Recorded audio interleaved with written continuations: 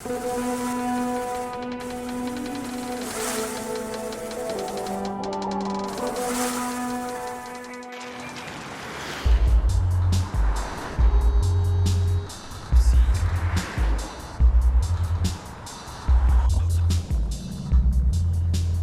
привет!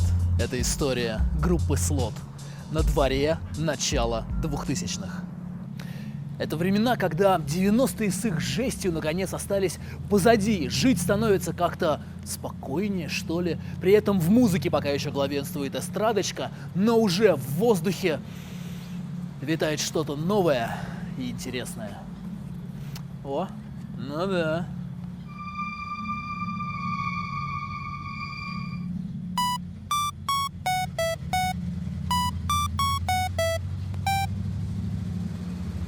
Алло, я нашел его.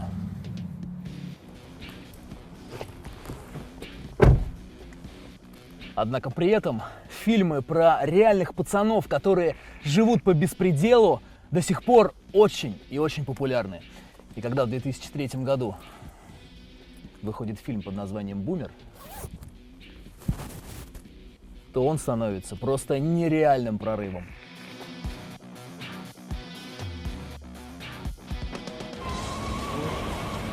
Приключения 4 околокриминальных дружков, а по сути история о мужской дружбе. Сценарий за 3 недели и касса в $1,5 миллиона. Таков фильм «Бумер».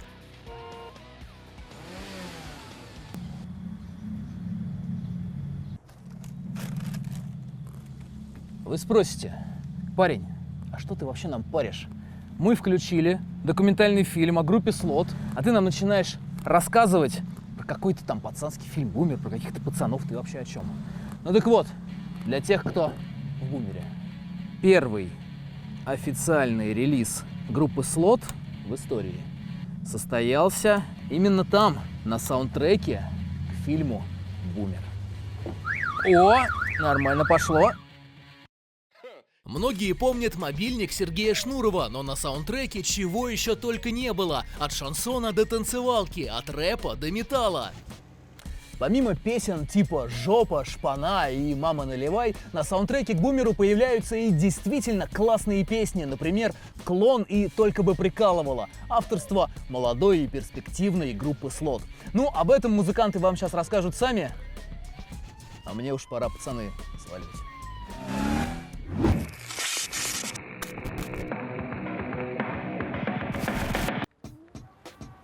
Ну а мы пока отматываем пленку назад, 2001 год. Кстати, кассеты тогда были очень популярны, продавались практически везде. Ну, вы понимаете, это было очень и очень давно. Так вот, в 2001 году в клубе «Точка» в Москве встречаются Дэн Хромых и Игорь Лобанов, будущие участники группы Slot. Какой у парней бэкграунд на тот момент? У Кэша за плечами санный спорт и дэт-метал. Участие в Олимпийских играх, 3 года в сборной России, 3-е место на чемпионате мира в Калгари, 5-е место на Кубке мира по итогам сезона, и это еще не все регалии. После чего Игорь уходит в экстремальный металл. Сначала группа Miscarriage, а затем команда Endzone, которая играла сложное музло и даже делала ремейки на Чайковского и Мусоргского. Приходит, когда такое количество народу, то нормальное впечатление создается. Ну, такие у меня были волосы, наверное, где-то в своей максимальной длине. И я их уже состриг, потому что хотелось каких-то изменений. И, понятно, многие сказали, как ты мог.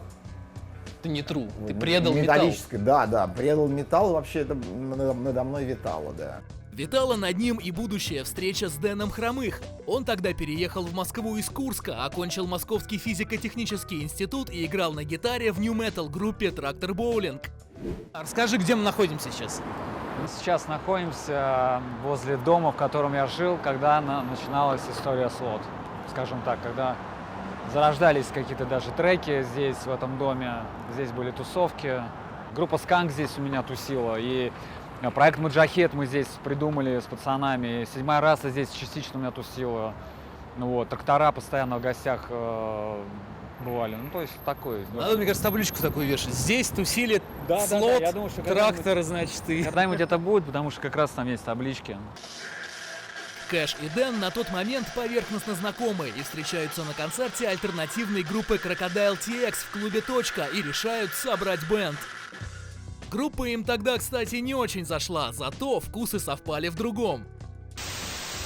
Тем временем телек все еще главная медиа страны, и там вовсю гремит молодая американская группа Linkin Park, которая только-только выпустила свой дебютный альбом под названием «Теория гибрида», и он уже сорвал башню многим, в том числе Кэшу и Дэну.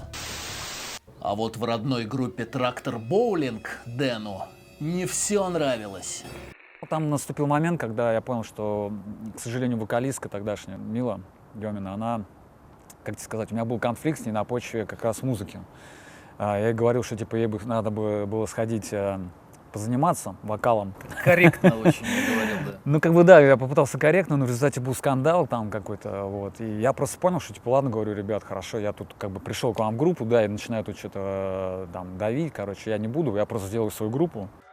Сказано, сделано. Ну а Кэш подтягивает в группу своего товарища, гитариста Сергея Боголюбского или просто ID. В его музыкальном прошлом группа Дай, играющая трэш-метал, ну а в настоящем тоже любовь к модному в начале 2000-х нью-металу.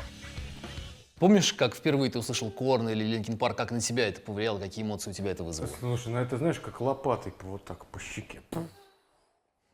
То есть, как сейчас модно говорить, а что так можно было? У меня на тот момент не было, кроме желания, ничего, в общем-то, в загашнике.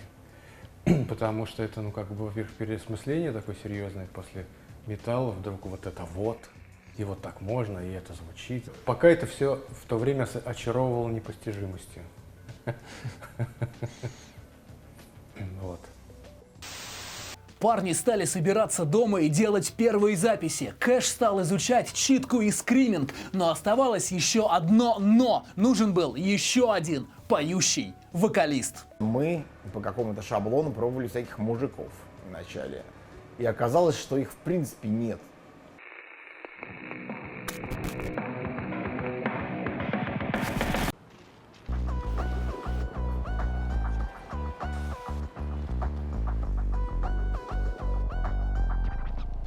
А теперь, внимание, вопрос. Что общего у начинающей альтернативной рок-группы в 2002 году и у театра оперетты, где тогда же гремели такие мюзиклы, как «Нотр-Дам» и «Метро»? Что это было? Неформальные парни и девчонки в пирсинге и тату, которых отобрали на всероссийском кастинге, и они творили на непривыкшей к такому театральной сцене настоящую анархию.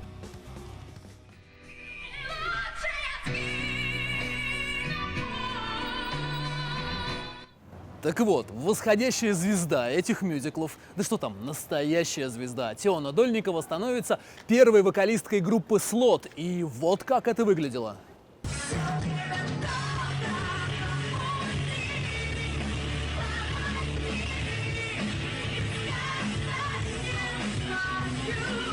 Как артистка из мюзикла, из театра оказалась в жанре рок-андеграунда, где другой мир совершенно?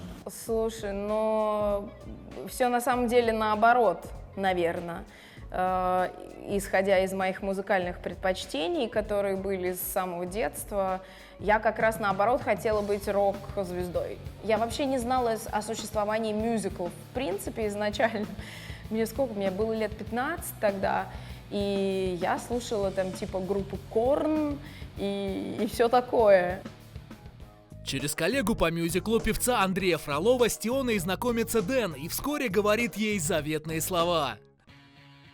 Слушай, у меня тут группа наклевывается, go к нам, я создал. Все как ты любишь, нью-метал и все такое.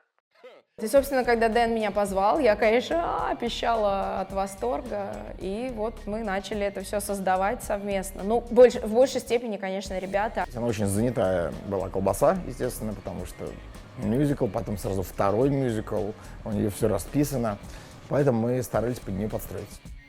Барабанщиком группы становится Алексей Назарчук или просто проф. Он тогда учился с Дэном в одном институте и по его приглашению приходит в группу. Слот, когда начинался, была у меня уже такая плотная движуха по всем фронтам. То есть у нас была там студенческая группа, я уже устроился на работу в кино. В основном такие ночные смены были. И потом еще трактор боулинг появился. То есть у меня вообще...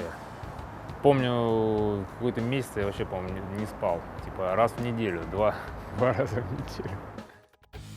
Ну а директором группы становится Илья Углава. Он же ранее пел с Тионой в мюзикле «Метро», а позднее был пиарщиком группы «Руки вверх».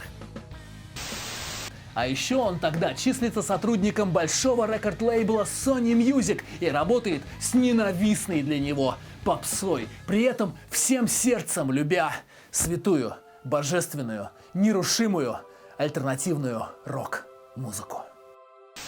Мы, значит, встречаемся с Теоной, насколько я помню, и что-то мы сидим в кафе, она такая: о, у меня группа есть, там, значит, там какая-то.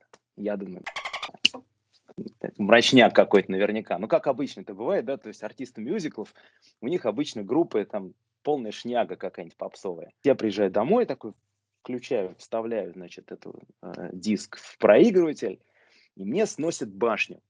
То есть абсолютно. Вообще, я послушал его раз 500, наверное. Вот за ту ночь, когда я сидел дома такой, вот буквально с таким лицом.